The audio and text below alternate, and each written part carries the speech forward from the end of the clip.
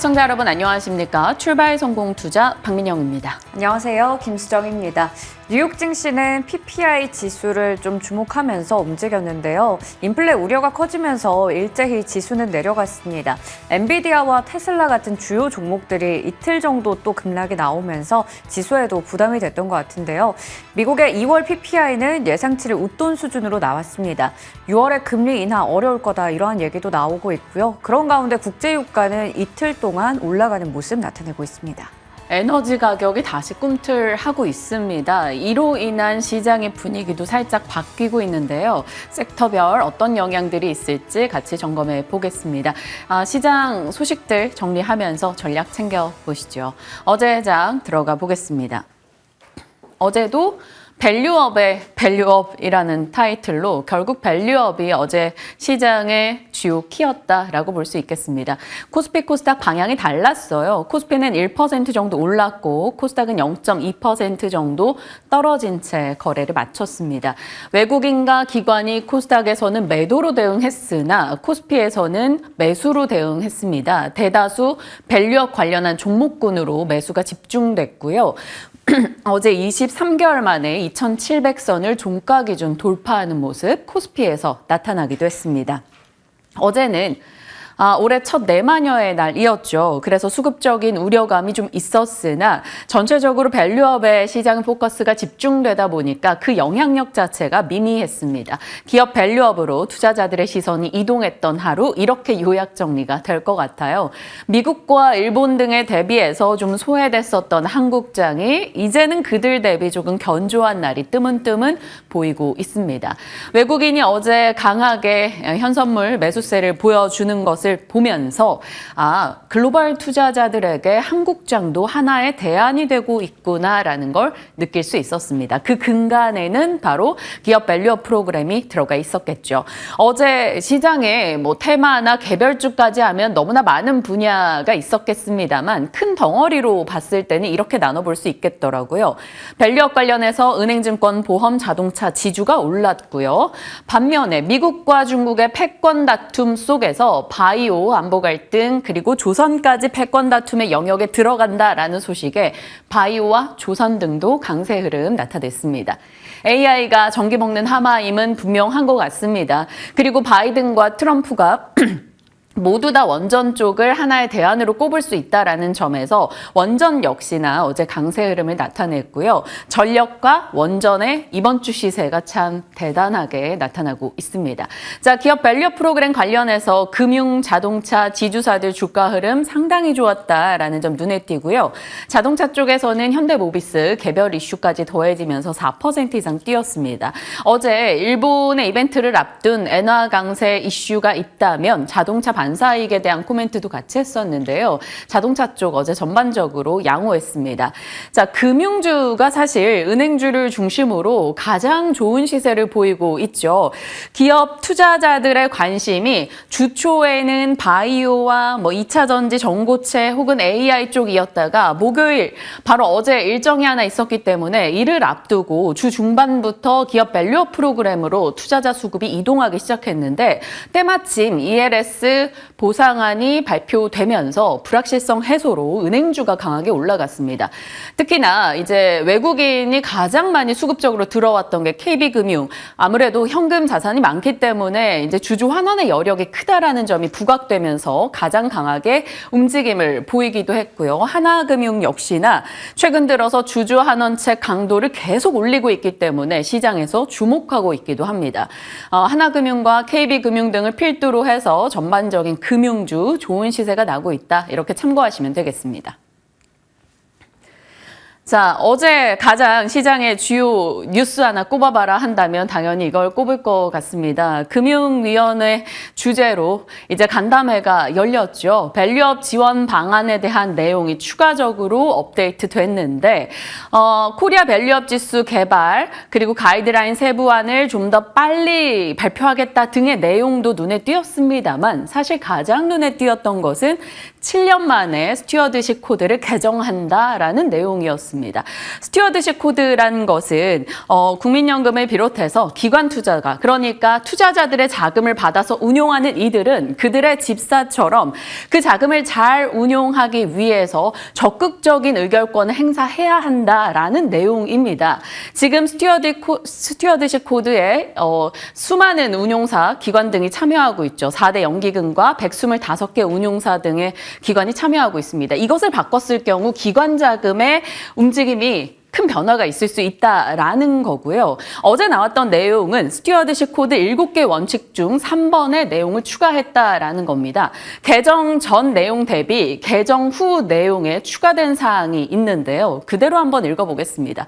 기관 투자자는 투자 대상 회사가 회사 가치를 중장기적으로 향상시키기 위한 전략을 수립 시행하면서 시장 주주와 충실히 소통하고 있는지를 점검할 필요가 있다. 한마디로 그들이 주주 가치를 올리기 위해서 무엇을 하는지 충분히 의견을 내고 소통을 하라라는 내용이 담겨 있는 거죠. 기관 투자가들을 기업 밸류업 프로그램에 적극적으로 유인하고 그들로 인해서 기업 투자가들이 유인한다라는 내용입니다. 순환을 노리고 있는 거죠. 자, 이 소식이 나오면서 일단 기관 투자 쪽의 대표인 국민연금 측에서 좀 적극적인 의지를 피력하고 있습니다. 정부의 기업 밸류업 프로그램 취지에 적극적으로 찬성한다라는 의견과 밸류업이 구체화된다면 우리 국내 증시에 더 투자할게, 엄청난 자금을 굴리는 국민연금의 이런 소식은 당연히 시장에 호재가 될 수밖에 없고요. 어제 연기금과 공제회 측에서 연기금이 운영하는 자산만 1,000조입니다. 2,734억 원의 주식 매수를 어제 보였는데 2년 2개월 만에 최대 규모입니다. 그러니까 일정이 있었고 이것에 적극적으로 국민연금 등이 화답을 해주면서 어제 수급이 기업 밸류업 프로그램 등으로 집중됐었다. 이렇게 정리가 가능하겠습니다. 특히나 이 어제 일정이 굉장히 나이스 타이밍이었다라고 볼 수 있는 것이 다음 주가 슈퍼 주총 위크입니다. 12월 결산 상장 법인 중 371곳이 다음 주 정기 주총을 개최합니다. 그런데 그를 앞두고 스튜어드십 코드 개정안을 발표했다. 기관의 적극적인 주주가치 재고 요구를 기대하고 있다라는 거죠. 그러면서 하나증권에서 국민연금 지분율이 높거나 다음 주 주주총회가 있거나 그리고 PBR이 낮거나 여기에 교집합되는 종목들을 보자라며 퀀트 자료를 내놨습니다. 빠르게 아침에 좀 정리를 해봤고요. 30개 종목 정도가 되겠습니다. 고려아연, 삼성전자, 삼성전기, 삼성증권 등 다 들어가 있고요. LG이노텍, 신세계, 포스코홀딩스 등등 들어가 있으니 참고하시면서 이쪽으로 수급이 집중될 여지가 많다면 가게 될지 확인해 보시길 바랍니다. 자, 그리고 어제 나왔던 주요 시세들에서 공통점을 좀 찾아본다면 미국과 중국의 싸움 가운데 있는 섹터가 될 것 같습니다. 고래 싸움에 새우 등이 터지는데, 그러니까 패권 다툼을 하면 중간에서 우리도 분명 피해보는 것들이 많이 있겠죠. 하지만 그 새우 중에 몇 마리는 웃고 있다라는 겁니다. 반사 이익을 누리는 분야가 분명히 있을 것이다. 그런 맥락으로 제목을 뽑아봤고요. 미국과 중국의 패권 다툼 영역이 확장되고 있습니다. 반도체야 우리 너무나 많이 얘기 나눠봤으니까 일단 패스하고요. 전기차도 IRA 해외 우려 기업 집단 규정 이슈가 있죠. 그리고 지금 최근 들어서 주목받고 있는 게 바로 바이오, 그리고 어제 추가된 게 조선이죠.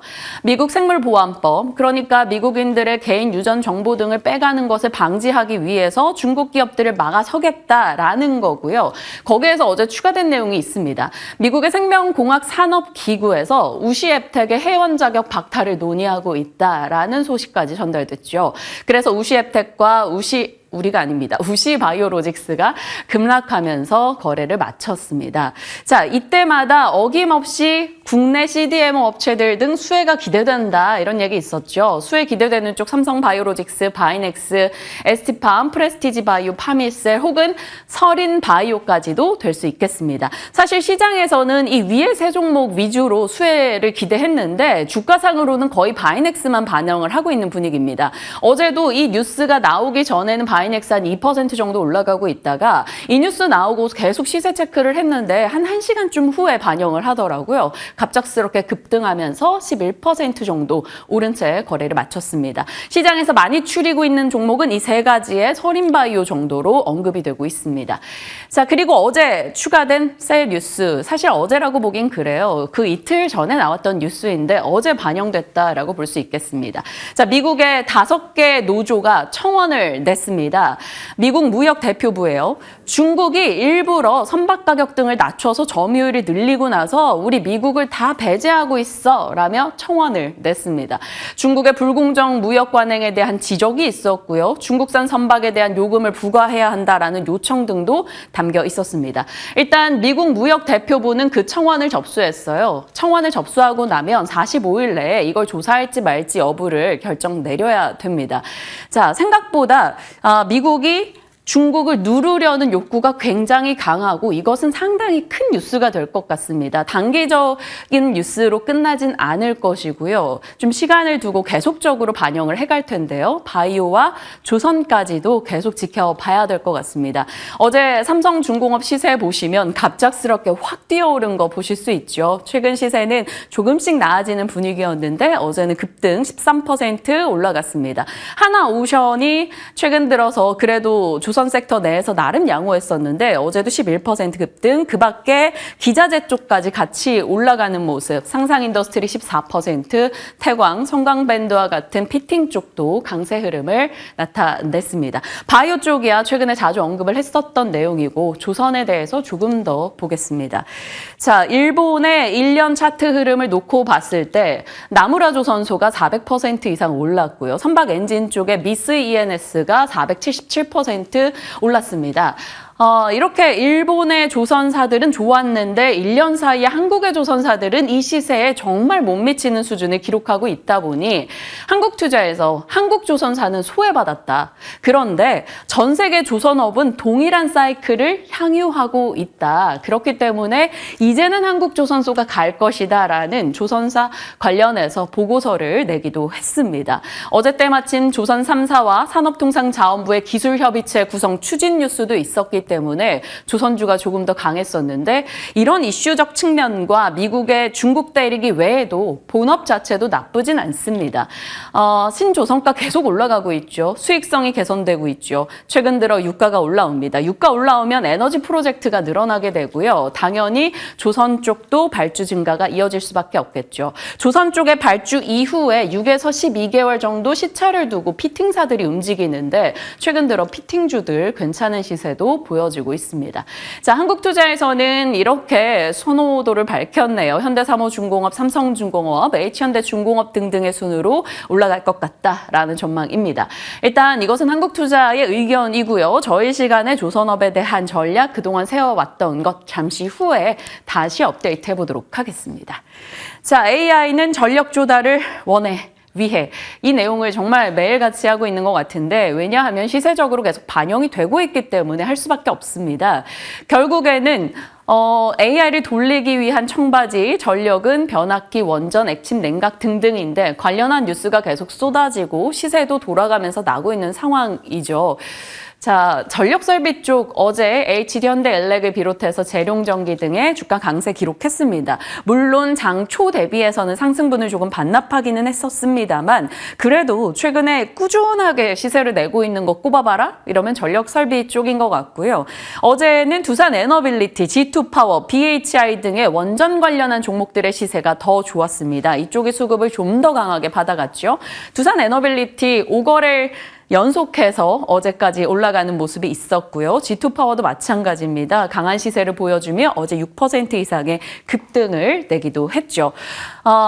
결국에는 정부가 원전 산업에 대해서 적극적인 의지를 보이고 있다라는 것에 AI가 에너지가 필요해. 근데 안정적인 조달을 위해서는 원전이 괜찮을 것 같아. 라는 심리. 바이든과 트럼프가 모두 다 나름 수용할 수 있는 에너지원이 원전이라는 점. 이것이 최근에 원전을 자극하고 있습니다.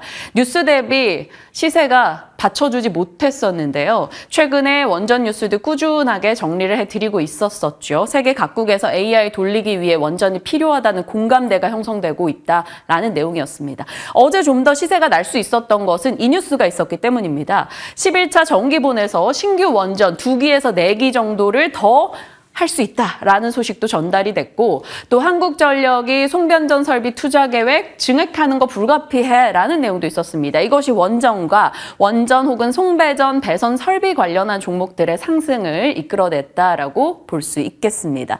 요즘에 심심치 않게 볼 수 있는 내용이 데이터 센터 임대료가 상승하고 있다라는 겁니다. 그만큼 전기를 많이 잡아먹기 때문에 임대료도 올라가고 있다라는 것이고 원전에 대한 주목도가 AI가 붙으면서 좀 더 상승하고 있습니다. 원전 관련한 밸류체인을 또 모처럼 조사해서 정리를 해봤습니다. 일단 내용은 작년 상반기 기준 정리한 것이기 때문에 그 점은 좀 참고해 주시고요. 한국전력, 두산에너빌리티, 한전기술 등의 종목들 각각 원자력 내에서 어떤 일을 하고 있는지 좀 살펴봤습니다. 한전 같은 경우는 요금에 대한 기대감도 꽤 나오고 있기 때문에 체크는 지속적으로 필요해 보입니다. 어제 뉴스케일 파워가 주가 급등했습니다. 국내 원전주 연결될 수 있을 것 같다라는 코멘트를 드렸었는데 사실 밤 사이에 개장하고 나서 뉴스케일 파워가 이제 급락의 흐름을 보여서 깜짝 놀랐습니다. 그러다가 결국에는 그 급락분을 다 만회하고 2% 상승으로 거래를 마치더라고요. 뉴욕장의 또 다른 특징주로 원전 섹터에 영향을 줄 만한 종목이니까 한번 체크 계속 해보시길 바랍니다. 자, 뉴욕 증시 3대 지수 모두 떨어진 채 거래를 마쳤습니다. PPI 충격이 있었죠. 생산자 물가지수가 9월 이후 최대폭 상승을 기록하면서 인플레 고착화에 대한 우려를 키웠습니다. 헤드라인 PPI도 예상을 상회했고 근원 PPI도 예상을 상회했는데 헤드라인 쪽이 더 컸다라는 것은 원인을 당연히 에너지 쪽에서 찾아볼 여지가 있겠죠. 에너지 가격 상승의 부담, CPI 이어서 PPI에서도 고스란히 나타났습니다. 인플레에 대한 재점화 우려감이 등장했고요. 당연히 금리를 낮추는 것에 대해 시장은 좀 부담을 느끼기 시작합니다. 6월 금리 인하 베팅이 73에서 60으로 똑 떨어지는 소식도 같이 전달됐죠. 그런데다가 소매 판매 데이터도 예상을 하회했습니다. 물가 오르는데 소비가 별로다? 스태그플레이션 우려감 일부에서 제기하기도 했고요. 이런 심리 속에 3대 지수 모두 빠졌고 금리가 올라갔습니다. 금리가 오르니까 거기에 상대적으로 더 민감한 러셀 2000이 2% 가까이 빠지는 모습도 나타났네요. 자, 유가가 배럴당 82달러까지 올라왔고 유럽과 미국 가스 가격도 뜁니다. 에너지 물가가 다시 뛰고 있다라는 소식이 10년물 국채 금리를 껑충 뛰어오르게 했어요. 레인지 안에 갇혀 있다가 확 튀어오르는 모습을 보여주기도 했습니다. 자, 이렇게 유가가 스물스물 올라오고 있다는 것에서는 그렇다면 다음 달 CPI나 PPI에 대해서도 우리가 뚝 떨어질 것이라는 기대는 하기 어렵겠구나. 이런 심리가 조금 형성되고 있습니다. 종목으로 보면 엔비디아 5거래일 중에 4거래일 하락하면서 조정을 받고 있습니다. 3% 밀렸고요. 반도체 전반의 하락 AI 쪽에서 나타났고요. 테슬라는 4% 빠졌습니다. 웰스파고에 이어서 UBS도 목표가를 하향 조정하면서 전기차 쪽 종목들 낙폭 굉장히 심하게 나타났던 오늘이었고요. 자, 마이크로 스트래티지는 굉장히 공격적입니다. 얼마 전에도 이 전환사채 발행해서 그 돈으로 코인 산다라고 하더니 이번에 또 전환사채 발행한다. 비트코인 매입을 위해서라는 소식이 들려오며 5% 빠지기도 했습니다. 특징을 본다면 와, 이런 날도 있네요. 엔비디아의 하락을 마이크로소프트가 좀 방어해주는 모습을 보였습니다. 마이크로소프트, 애플, 그리고 구글 흐름이 괜찮았고 그 밖에는 반도체, 그리고 전기차, 자동차, 금융주 내려갔습니다. 괜찮았던 쪽 꼽아봐라 한다면 이쪽이에요. 미약하게 초록불 띄고 있는 게 바로 방산 쪽이고요. 에너지 쪽이 되겠습니다. 에너지, 방산은 괜찮았고 빅테크, 반도체, 전기차, 유통 쪽은 다소 크게 밀렸던 하루가 되겠습니다. 자, 연결고리입니다. ARM은 그동안 스마트폰 관련한 사업에 집중되어 있었는데 자동차로 영역을 확장한다라는 소식이 들려왔어요. 연결될 수 있는 종목은 디자인하우스 그리고 자동차용 칩 급등이 될 것 같은데 밤사이 반도체 쪽도 좋지 않았었기 때문에 일단 이슈 체크 정도로 해놓길 바랍니다. 그리고 단독 뉴스입니다. SG가 우크라이나 도로 복수에 10년간 4조 아스콘을 공급한다라는 소식이 들려왔습니다.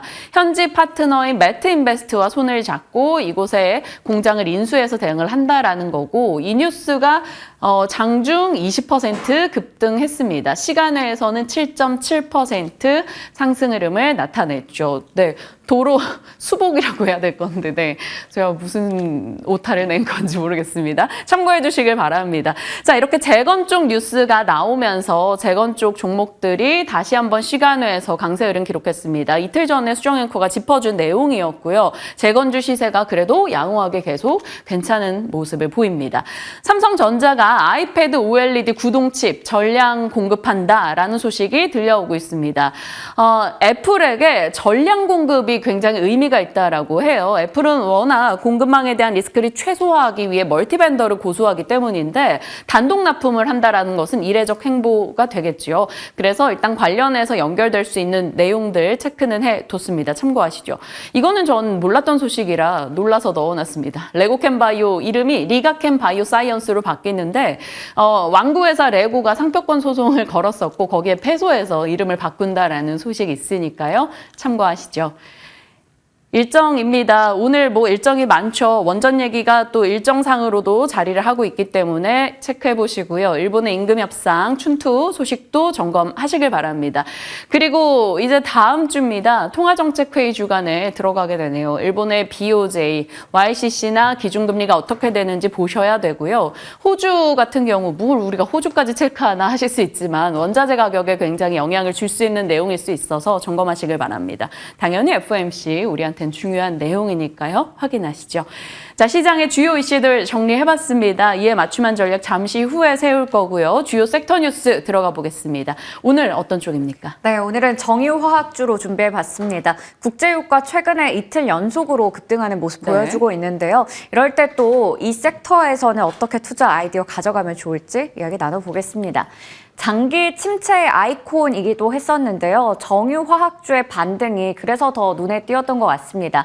물론 종목별로 봤을 때 최근에 여러 가지 이슈 속에서 많이 올라온 쪽도 있었지만 대체적으로 이쪽은 유가와 또 연동해서 움직이는 쪽이기도 하죠. 우선 고점 대비해서 봤을 때 이 LPG, LNG 쪽 그렇게 좋진 않았습니다. 흥구석유 30% 넘게 밀려 있고요. 중앙에너비스, 한화솔루션 등등의 종목들도 부진한 상황입니다. 그래프 보시면 확실하게 또 고점 대비해서 눌려 있는 게 눈에 띄거든요. 그런데 어제 장에서 정유 그리고 LPG 쪽, LNG 쪽, 화학까지 다 같이 좀 올라갔습니다. GS 같은 경우에는 GS 칼텍스를 또 자회사로 두고 있기도 하죠. 사실 저밸류 이 관련주로 또 묶이면서 지주사들이 많이 올라갈 때 GS도 함께 올라가서 주가는 올해 들어서 20%가 넘는 상승률을 나타내고 있긴 합니다. 어제 장에서 6%가량 올라갔고요. 그리고 이제 순수 정유주라고 볼 수 있는 S-오일이 될 텐데 5% 정도 올라갔습니다. 이 종목도 이제 순수 정유주 입장에서 굉장히 또 눈에 띄면서 최근에 정말 많이 올라갔어요. 거의 신고가 랠리 보이며 올해 들어서 12% 정도 상승률 가져가고요. SK이노베이션 소폭 정도의 상승률을 나타냈는데 이 종목 같은 경우에는 올해 들어서는 14%가량 하락세를 나타내고 있습니다. 2차 전지 영향도 클 것이고요. 나머지 종목들도 함께 좀 올라갔었고 어제 삼성중공업이 13% 정도 급등했다라는 게 눈에 띕니다. 이쪽에 이제 LNG 쪽을 보면 한화솔루션이나 화학 쪽을 보면 한화솔루션이나 이러한 종목들을 신재생 관련해서도 이제 좀 지수가 주가가 부진했기 때문에 여러 엇갈리는 흐름들이 나타나고 있는데요. 정유화학주에 대해서 그러면 어느 부분을 체크해보면 좋을지 이야기 나눠보겠습니다. 가장 중요한 건 바로 앞서 얘기 드렸듯이 유가가 될 텐데요. 최근에 국제 유가는 이틀 동안 일단 올라가고 있습니다. WTI가 배럴당 간밤에도 2% 가까이 올라가면서 81달러 선, 그러니까 거의 4개월 만에 80달러 선을 넘어서는 모습 나타냈죠. 오펙 플러스에서 추가 감산하겠다라고 밝혔고 IEA에서도 전 세계 원유 수요의 전망치를 상향 조정했습니다. 이러한 영향을 받아가면서 이 유가가 80달러를 넘어서는 모습 보여줬고요. 나머지 미국장에서도 옥시덴탈 페트롤리움부터 엑손모빌 그리고 쉐브론까지 모두 다 1% 내외 상승률을 나타내기도 했습니다. 이틀 연속 이쪽도 같이 올라가고 있는 상황이죠. 그리고 미국에서 원유 재고가 감소했습니다. 시장의 예상에 따르면 변화가 그렇게 없을 거다라고 했었는데 지금 보시는 것처럼 크게 감소하는 모습이 확인이 됐습니다. 휘발유 재고도 마찬가지고요. 그리고 지난주에 미국의 정제설비 가동률이 직전주 대비해서 크게 늘어났습니다. 시장 예상치를 웃돌기도 했고요. 이러한 부분들도 유가에 영향을 주는 큰 요인이 되겠고요. 그리고 무엇보다 지정학적 리스크도 큰 상황인데 세계 곳곳에서는 여전히 이러한 이슈들이 이어지고 있죠. 대표적으로 우크라 쪽에서 러시아 정유시설 3곳 정도에 드론 공격했다라는 소식 전해졌고요. 러시아 국방부에서는 러시아 6개 지역에서 우크라이나의 드론 58대를 방공 시스템으로 격추했다 이러한 뉴스도 전해졌습니다. 이런 여러 가지 이슈들은 계속해서 유가에 영향을 줄 부분인데 지금 업계에서는 유가는 2분기까지도 추가적으로 상승할 수 있다. 88달러 선까지 갈 수 있다라는 전망 내놓고 있습니다. 다음 페이지로 넘어가 보겠습니다. 이렇게 업황의 강세가 지속이 되고 있습니다. 그러다 보니까 앞서 체크해봤던 순수 정유주인 S오일의 주가는 너무 잘 가고 있어요. 어제 장중에도 신고가를 기록했더라고요. 78,900원으로요. 올해 들어서 12%가량 올라갔고 저점 대비해서는 20% 정도 상승률 보여주고 있습니다. S오일 우선주도 7%가량의 상승률을 나타내고 있고요. 어제 종가는 78,000원 정도에서 마감이 됐습니다.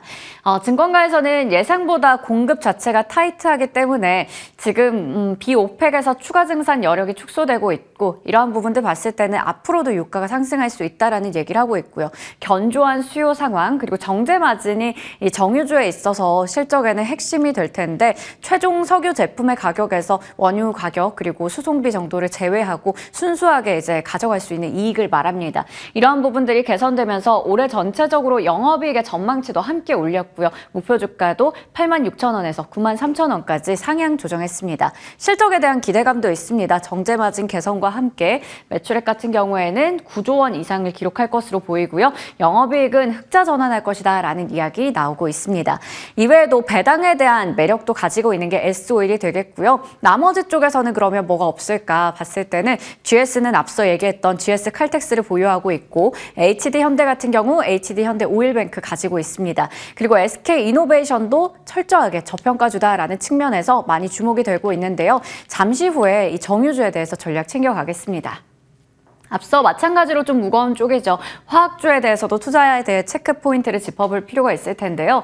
부타디엔의 가격 추이 최근에 보시면 이렇게 많이 올랐습니다. 20개월 내 최고치 기록하고 있어요. 톤당 1,450달러요.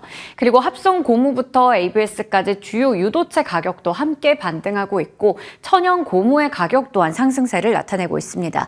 유가가 올라가는 상황에서 지금 중국이나 인도 중심으로 타이어 수요가 크게 늘어나고 있고요.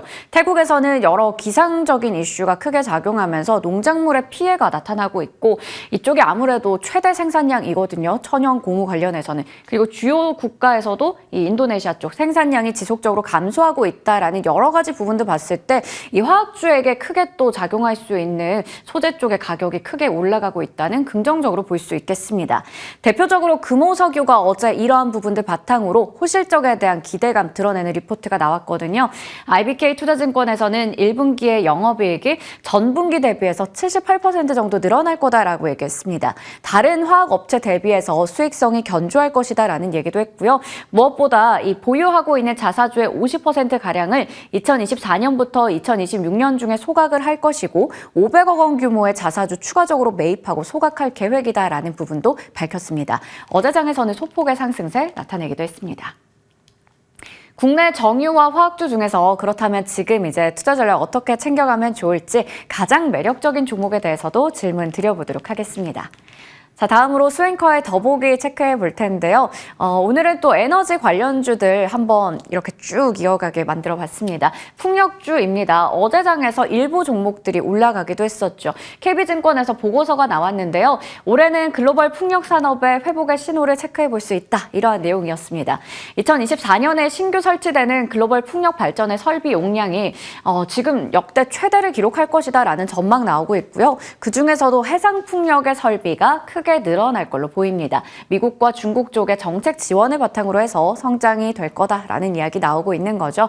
작년에 이 미국 쪽 해상풍력 시장 정말 빠르게 성장했었는데 갑작스럽게 위기를 맞았습니다. 아무래도 뭐 여러 가지 프로젝트 취소되기도 했고요. 지연되기도 했었죠.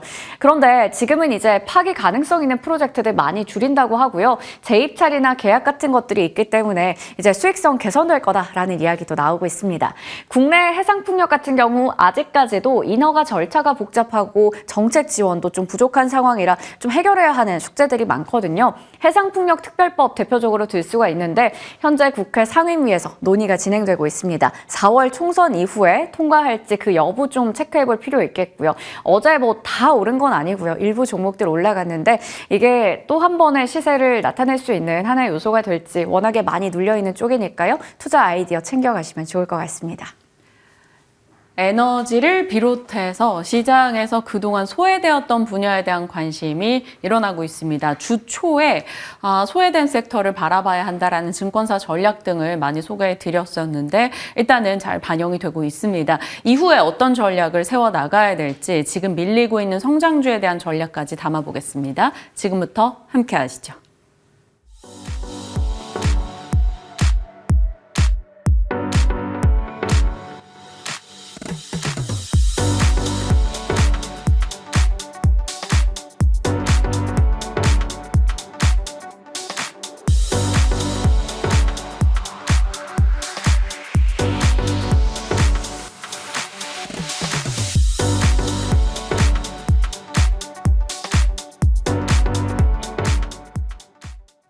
진만쌤과 시장 종목에 대한 이야기 풀어가겠습니다. 어서 오세요. 네, 안녕하세요. 안녕하십니까. 한 주 마무리되는 금요일 장을 앞두고 있습니다. 뉴욕장은 어제와 좀 동일해요. 반도체와 전기차의 형님들 엔비디아와 테슬라가 빠지는 모습 나타났고요. 에너지, 방산 이런 쪽에서 또 고개를 들었습니다. 국내에서도 이제 성장주보다 밸류업 쪽에 초점이 맞춰져 있고 소외된 섹터가 돌고 있는데 전략 주세요. 네, 뭐 어제와 비슷한 흐름이 될 것 같습니다. 이제 어제부터 당연히 뭐 선물 옵션 만기이어가지고 좀 변동성이 굉장히 컸었는데 수급이 이제 들어왔다 나갔다 또 들어가거나 아니면은 다른 쪽으로 가거나 정말로 이제 단타 잘못하면은 이제 정말 큰일 날 시장이 계속적으로 이어지고 있습니다. 슬슬 이제 무거운 투자자분들께서는 내가 좋아했었던 종목들 혹시나 조정받았을 때 내가 원래 이 가격 가면은 살려고 했었는데 왔네. 그럼 사시면 되는 겁니다. 사실 이제 어려운 시장이지만 그 와중에서도 이제 무겁게 투자를 하시는 분들께서는 괜찮은 시장이지 않을까 싶고요. 자스캡 비우신 분들께서는 담을 만한 그런 시장이라고 봅니다. 뭐 엔비디아도 며칠간 조정이 좀 있긴 하지만 결국에는 저는 천불에 다다를 것으로 생각이 되고 있기 때문에 이번 파동이 잔파동의 하나로 보일 수 있기 때문에 이번 조정 파동 때 못 사셨던 분들께서 한번 관심 가져보시면 좋을 것 같고요. 만약에 이제 엔비디아가 쉬어간다 하더라도 반도체가 안 좋다라고 이야기할 수는 없고요. 물론 이제 필라델피아 반도체 지수에서 차지하는 부분들이 너무 많아서 이게 안 좋다라고 볼 수 있겠지만 결국에는 무조건 이제 귀결되는 건 아니기 때문에 외국인들의 수급에 집중하게 된다라고 하면 국내 시장도 마찬가지. 오늘 의외로도 반도체 쪽이 짚고 올라올 수 있을 만한 가능성이 훨씬 더 크기 때문에 어제 실제로 수급 보시게 되면 하방보다는 좀 상방 포지션에 잡혀 있는 부분들이 많아서 아마 오늘 시장이 그리 나쁘지는 않을 겁니다. 그래서 저는 오늘 만약에 시초에 많이 빠지게 된다라고 하면 지난번에 제가 뭐 QRT 같이 이제 많이 빠지게 되면은 가야 될 종목 이런 거 이제 최근에 주도주 나왔던 종목 위주로 한번 지켜보시면 좋을 것 같고요. 2차 전지는 다만 좀 더 좋았으면 좋을 텐데 테슬라가 너무 얻어맞는 것 같습니다. 네. 이게 전기차 판매량이 나오지 않는 게 사실상 전체적으로 이제 시장 외부적인 시장에서 안 좋을 수도 있는데 이번에 하락이 테슬라 쪽에서는 좀 마지막 하락으로 예상이 되고 있기 때문에 테슬라를 이번 기회에 한 번 정도 사 보시는 것도 좋을 거다라고 생각이 되고요. 항상 테슬라는 그랬던 것 같습니다. 막 죽을 것 같다. 이제 여기서는 이제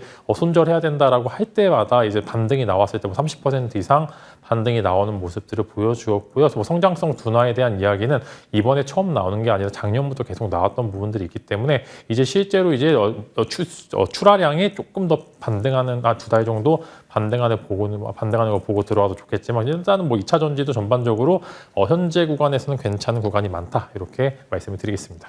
짤막짤막하게 그럼 투자자들이 받아들이기 쉽게 한 줄 정리 부탁드릴게요. 기업 밸류업 프로그램 관련해서 집중받고 있는 주, 중, 후반입니다. 오늘도 아마 그 연속을 뛸 수도 있을 텐데 밸류업에서는 탑픽 어떻게 꼽으세요? 네, 현재는 저는 지금 이제 제주은행과 푸른저축은행 두 종목이 약간 이제 변동성이 좀 크지만 그래도 좀 먹을 자리가 많은 자리다라고 말씀을 드리겠고요. 만약에 이제 다른 조금 잔잔한 파동을 한번 정도 원하시는 분들께서 지금 하나손해보험이 자리상 제가 어제 공개 방송 중에 이야기 드렸던 부분인데 이제 많이 올라갔는데 조금 더 상승 탄력이 많이 있다라고 이렇게 말씀을 드리도록 하겠습니다. 좋습니다. 그리고 미국의 중국 때리기가 이어지고 있는 가운데 그 긴장감이 바이오에서 조선까지도 확장되고 있습니다. 바이오에 대해서는 삼바에 대해서 워낙 긍정적인 얘기를 주셨으니까 넘어가도록 하고요. 조선은요? 조선 이제 원래 이어서 설명드리려고 했었는데 조선주 지금 이제 전반적으로 상단부에 많이 위치되어 있는데 이게 외형적으로 이미 올라갔을 거면 더 올라갔을 거예요. 원전이랑 비슷한 것 같습니다. 좋은 기사, 그 다음에 좋은 실적이 나올 거다라고 함에도 불구하고 못 갔다는 거는 브레이크 요소가 그만큼 많다라는 겁니다. 그래서 이제 이런 단기 이슈가 나왔을 때 여기서 오늘과 그 다음 날이죠. 이제 월요일장이 굉장히 중요한데 아마 오늘 이제 조금 이제 어느 정도 매물을 소화를 하면서 도지 캔들이 나온다거나 아니면은 변동성 혹은 상승 쪽을 압축하는 캔들이 나올 경우에 월요일 한번 기대를 해보시면 좋을 것 같고요. 네. 만약에 내가 지금 조선 사고 싶다라고 하시는 분들은 오늘 종가 기준으로 전일장 기준으로 했었을 때 마이너스 2% 혹은 플러스 2%권에서 왔다 갔다 한다라고 하면은 아무래도 종가 베팅 한번 하시기에는 조선 쪽도 괜찮다라고 보는데 전반적으로 고점을 한 번 정도 뚫다가 실패하지 않을까 이렇게 생각이 좀 듭니다. 네. 그렇다면 그것을 반영해 본다면 기대 수익률은 조금 낮춰 잡되 대응은 충분히 해볼 만한 영역이다. 이렇게 정리되나요? 네, 오늘 막 종가 기준으로 봤었을 때 제가 방금 이야기 드린 플러스 2%, 마이너스 2%권에 맞물러게 된다라고 하면은 삼성중공업이나 하나오션도 충분히 다음 날 먹을 자리는 있을 거다 이렇게 말씀드리겠습니다. 알겠습니다. 참고하겠습니다. 자, 이제 유가가 올라가니까 이 섹터 얘기를 할 때가 오네요. 수정 앵커 정말 나이스 타이밍에 이 섹터 잡아서 브리핑을 해주셨어요. 정유화학. 유가가 이제 WTI 81달러 기록을 했습니다. 당연히 이쪽도 좀 궁금해지는 시점인데 어떻게 보세요? 네, 사실 매번 그랬듯이 유가 이야기보다는 수요 이야기가 먼저 나올 수밖에 없습니다. 전반적으로 이미 생산량이 많이 늘어나고 있는 상황에서 쓰임새가 조금 확실히 줄어들고 있는 것도 사실이고요. 이런 부분 때문에 유가의 유지가 되고 있는 것은 긍정적인 부분, 재고나 여러 가지 기타 이슈에 대해서 좀 긍정의 포인트가 많다고는 하지만 결국에는 기업의 밸류업 프로그램, 즉 돈 잘 버는 건 아는데 그래서 어느 애들이 성장할 수 있는데라고 이제 이야기를 듣는다면 아니 그건 아닐 거야라고 이제 이런 식으로 이제 제가 답변을 드릴 수밖에 없기 때문에 지금 이런 이제 정유화학 쪽은 저PBR하고 이제 밸류업 프로그램 맞춰서 이제 주총 시즌이죠. 과연 이제 여기서 얼마만큼의 이제 주주환원책이 나오느냐 요 이슈에 따라서 상승률이 좀 개별적으로 많이 바뀔 거다라고 생각이 되고요. 만약에 투자 포인트라고 해서 하나 접근하게 된다라고 하면은 최근에 천연가스 가격이 급락을 하고 이제 1달러에서 전후로 좀 왔다 갔다 변동성이 크긴 하지만 그럼에도 조금 이제 너무나 낮은 가격을 유지를 하고 있는데 이 에틸렌을 추출해내는 방법 중에 하나에서 천연가스로 하는 방법도 있는데 만약에 이렇게 천연가스로 하는 방법이 조금 더 이제 많이 활용이 된다라고 하면은 마찬가지로 추가적인 베니핏이 있을 수도 있다라고 생각이 됩니다. 그래서 수요보다는 어느 정도 원자재 가격 인하로 인해서 조금 더 이익률이 많이 높아갈 수 있다. 근데 이게 밸류업 프로그램을 만나면서 좀 손에 손잡고 같이 올라갈 수 있을 만한 가능성이 높다라고 좀 말씀을 드리는데 만약에 여기서 화학주 어떤 게 관심이 있냐라고 물어보시면은 저는 KCC 쪽으로 한번 관심을 가져보시면 좋을 것 같은데 왜요? 화학도 좋은데 그래도 성장 모멘텀이 가장 좀 있는 화학주다라고 생각이 됩니다. 2차 전지 사업도 많이 진행을 하고 있는 부분들이 있어서 상장사 내에서 그래도 정유화학 쪽에서 성장성과 그 다음에 이제 매출과 영업이익을 같이 동반할 수 있는 기업이다. 이렇게 말씀드리면서 이미 이제 어느 정도 올라올 수 있는 만한 구간이 있는데 사실 여기서 하루 이틀 정도 잔파동이 나왔었을 때 매수하시면 정말로 이제 좋은 자리다. 이렇게 말씀을 드리도록 하겠습니다. 네. 화학 섹터에 대한 전반의 시황관과 그리고 좀 관심을 가져도 될 만한 종목 KCC로 줄여주셨네요. 원전 AS 하겠습니다. 계속해서 원전에 대한 뉴스를 저희가 추적을 해왔었는데 생각보다 시세가 약한 것에 대한 아쉬움이 있었습니다. 그런데 주 후반에 또 이렇게 시세를 내주고 있어요. 두산 에너빌리티, 진만스피그의 종목으로서 단기간에 상승률이 좋습니다.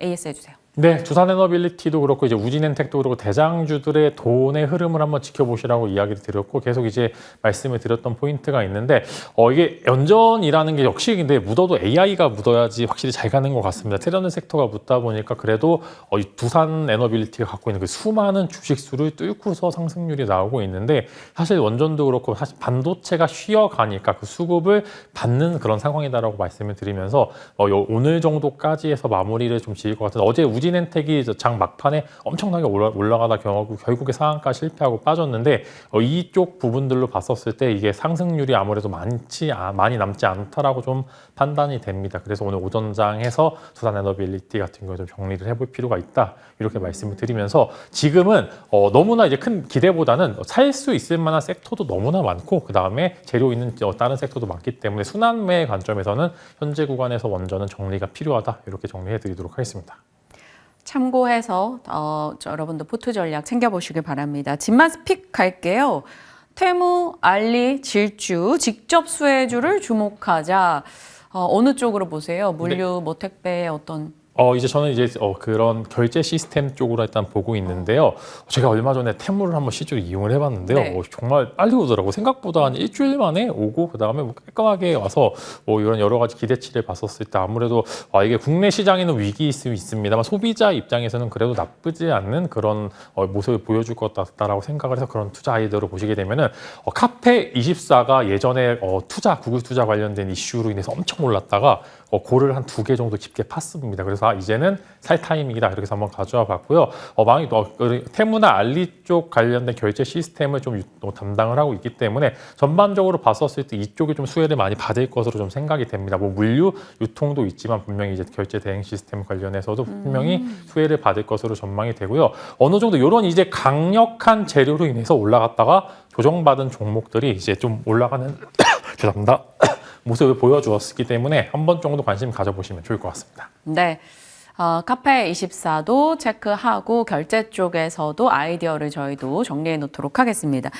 진만쌤의 종목들이 사실 굉장히 상승률이 좋아요. 할 게 너무 많기는 한데 좋은 거 얘기 말고요. 저희 위메이드 할게요. 어제 급락 나왔잖아요. 장중에 갑작스럽게 급락이 됐습니다. 그러면 말씀 주셨을 때 사신 분들이야 수익 구간일 텐데 요 급락에 대한 대응은 필요할 것 같아요. 장영국 대표의 사임 소식이 좀 영향을 줬다라고 보는데 어떡할까요? 네, 사실 그 대표님이 주가 부양을 꽤나 잘합니다. 이제 HAB의 이제 진양고 대장처럼 조금 이제 이름난 이제 주가 부양을 좀 잘하는 그런 분들이 있는데 아마 그 이슈 때문에 좀 빠진 부분들이 있는데 저는 그래도 괜찮을 거라고 생각됩니다. 아마 오늘 반등이 나올 거고요. 오늘 이제 매물 소화를 조금 하다가 다음 주 정도에 괜찮은 모습을 보여줄 것 같은데 위메이드는 뭐 크립토 관련된 이슈도 있지만 지금 게임이 그래도 꽤나 잘 글로벌 이슈로 좀 잘 되고 있는 것 같습니다. 그래서 아마 게임이 잘 되면 위믹스 코인이 같이 올라가는 그런 시스템으로 이번에는 한번 관심 가져보실 필요가 있기 때문에 이번 급락을 매수 기회로 보시면서 하단부에서 한번 잘 매수하면 좋은 결과가 있지 않을까 싶습니다. 네. 그렇다면 말씀 주셨을 때 뭐 보유하신 분들이라면 일단은 보유하는 걸로. 네, 보유 이제 손실 중이신 분들도 보유고요. 기존에 평균 단가가 좀 낮으신 분들께서 현재 구간에서 조금 더 보유하셔도 될 것 같다. 이렇게 정리를 해보면 좋을 것 같습니다. 알겠습니다. 굳이 수익 난 종목도 많은데 이 종목 변동이 컸기 때문에 콕 집어서 질문을 드렸고요. 항상 이런 점에 진만쌤께 감사한 마음 갖고 있습니다. 시장에 대한 전략 또 한 주간 함께 고생해 주셨네요. 고맙습니다.